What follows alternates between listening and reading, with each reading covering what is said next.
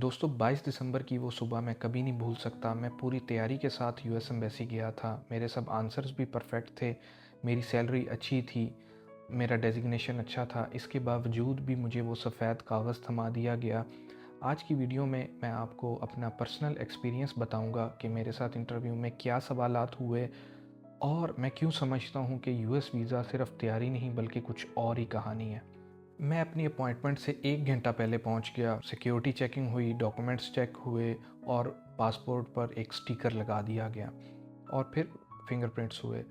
इसके बाद 1 घंटे का वो लंबा इंतज़ार जहाँ पे आपके सामने लोगों के वीज़े लग भी रहे थे और रिजेक्ट भी हो रहे थे। आखिरकार एक लंबे इंतज़ार के बाद मेरी बारी आई और ऑफ़िसर ने मेरे से वही सवाल पूछा जिसका मैंने सबसे ज़्यादा सुना था और मैंने उसकी सबसे ज़्यादा तैयारी की थी कि why do you want to go to the USA, कि आप यूएसए क्यों जाना चाहते हैं।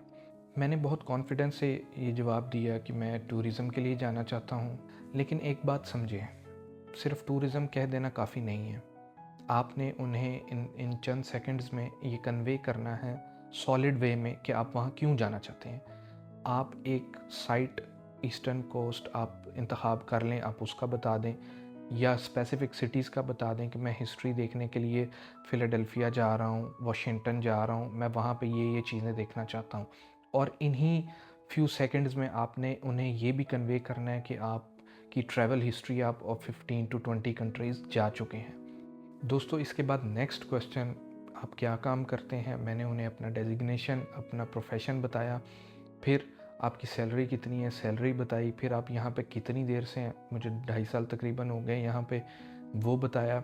उसके बाद उन्होंने मेरे से पूछा कि आप यहाँ पे अकेले रहते हैं या फैमिली के साथ रहते हैं, मैंने वो बताया। फिर उन्होंने पूछा कि आप यूएस कितने दिनों के लिए जा रहे हैं। तो 14 डेज़ का मेरा प्लान था, 14 डेज़ की मैंने आइटनरी साथ अटैच की थी, तो वो मैंने बताई। दोस्तों ये सारे क्वेश्चंस का आंसर करने के बाद मैं बहुत कॉन्फिडेंट था कि मुझे वीज़ा ज़रूर मिलेगा। लेकिन अचानक से उसने मुझे वो वाइट पेपर दे दिया और वो जो रिजेक्शन का पेपर है, और मुझे बोला sorry I am not satisfied और नेक्स्ट टाइम ट्राई कीजिएगा, और सॉरी की कोई वजह नहीं बताई। दोस्तों यहाँ पे मेरा एनालिसिस और पर्सनल एक्सपीरियंस ये कहता है कि यूएस वीज़ा टोटली आपकी लक, आपकी नेशनैलिटी और ऑफिसर के मूड पे डिपेंड करता है। मैं पूरी प्रेपरेशन के साथ गया था। मेरे पास फ़्लाइट कंफर्म्ड फ़्लाइट टिकट, अच्छी बैंक स्टेटमेंट, डेजिग्नेशन अच्छा, डिटेल्ड आइटनरी थी, शॉर्ट प्लान था, सब कुछ पूरा था। लेकिन उसके बावजूद भी कोई इतना लंबा इंटरव्यू भी नहीं हुआ और उसने मुझे फ़ौरन से वाइट पेपर दे दिया। यूएस वीज़ा टोटली आपकी किस्मत पे है। मैंने वहाँ पे कुछ ऐसे लोग देखे जिनके पास कुछ भी नहीं था और उन्हें वीज़ा मिल गया, और कुछ ऐसे स्टूडेंट्स देखे जो डिज़र्विंग स्टूडेंट्स थे लेकिन उनके वीज़ा रिजेक्ट हो रहे थे। मेरे केस में मैं ये समझता हूँ कि शायद मैं उन्हें उस थोड़े से टाइम में, इंटरव्यू के थोड़े से टाइम में सही तरह कन्वे नहीं कर पाया, और मैं उन्हें अपनी ट्रैवल हिस्ट्री को थोड़े टाइम में पॉलिश करके नहीं बता पाया। दोस्तों अब मैं आपको वो 4 मशवरे दूंगा जो आपके वीज़ा के चांसेस बदल सकते। Number 1, why are you going to the USA.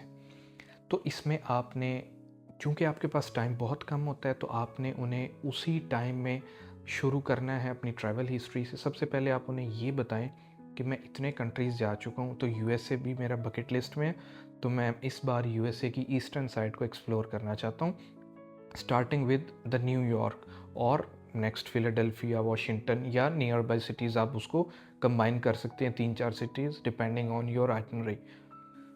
Next, number 2, travel history. Travel history matter करती है, बिल्कुल। वो पूछते भी हैं स्पेसिफिकली, आपने अपनी वीज़ा की एप्लीकेशन में जो फॉर्म फिल करते हैं उसमें भी आपने लिखना है, और उनके पास डिटेल्स भी होती हैं। हाँ जी, यूएसए के पास आपकी फाइनेंशियल डिटेल्स, ट्रैवल डिटेल्स, कहीं से आप रिजेक्ट हुए या कोई और, सारी डिटेल्स यूएस वालों के पास होती हैं।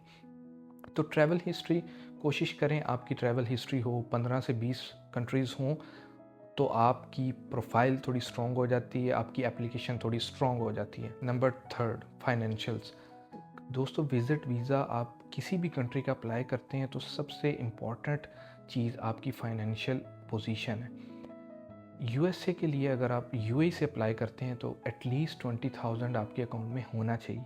और 20,000 ऐसा नहीं है कि आपने कोई इंटरव्यू जाने से कुछ दिन पहले उसमें 20,000 आपने लेके किसी से डाल दिए। नहीं, ऐसा बिल्कुल नहीं करना।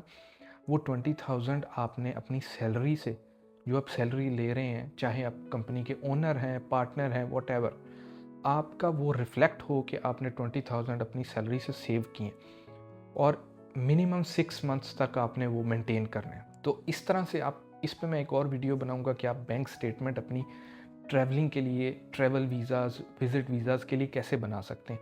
तो यूएस वीज़ा के लिए मिनिमम 20,000 आप ज़रूर लेके जाएं।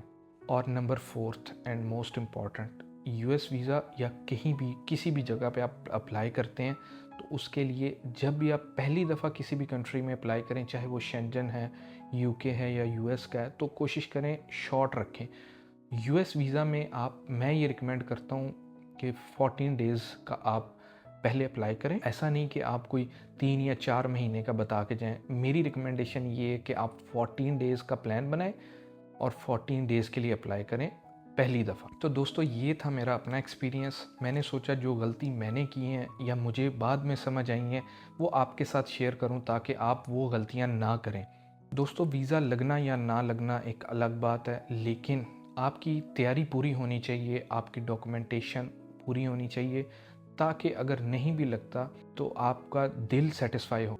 अगर आपका कोई सवाल है या आपने भी ऐसा कुछ फेस किया है तो नीचे कमेंट सेक्शन में ज़रूर बताएं। दोस्तों, अभी मेरा ये न्यू चैनल है और मुझे आपकी सपोर्ट की ज़रूरत है।